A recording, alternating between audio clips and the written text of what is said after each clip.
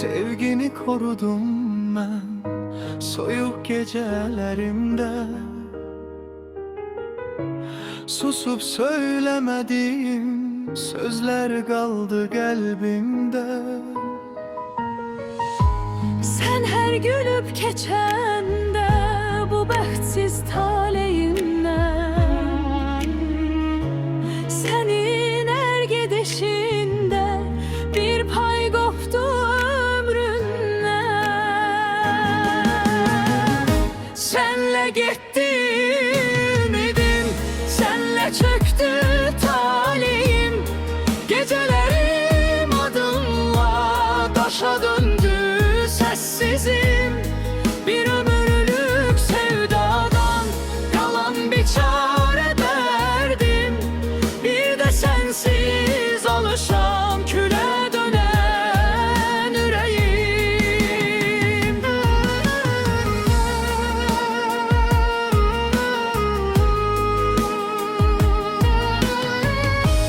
Sözlerin istiydi, bakışın buz kesirdi. Ümidim titreyirdi, şam kimi eriyirdi. Bu sevda var idi mi, yoksa ad verdik ona? Hatireler danışır sensiz suskunluğumda. Senle gitti ümidim, senle çöktü talihim. Gecelerim adınla taşa döndü sessizim. Bir ömürlük sevdadan kalan bir çare derdim. Bir de sensiz alışan küle dönen yüreğim.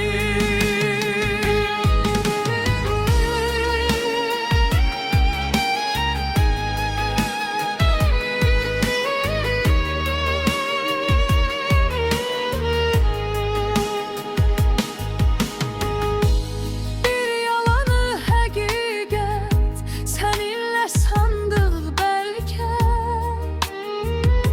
Sevgiye yok hayala inandığımı birlikte. Sevgide hiç biter mi?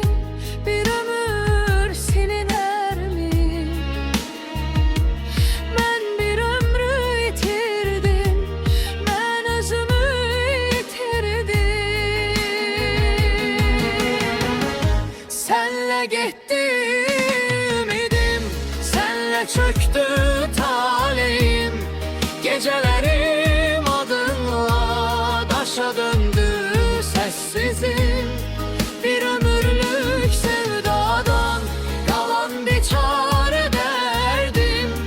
Bir de sensiz alışan küle dönen yüreğim.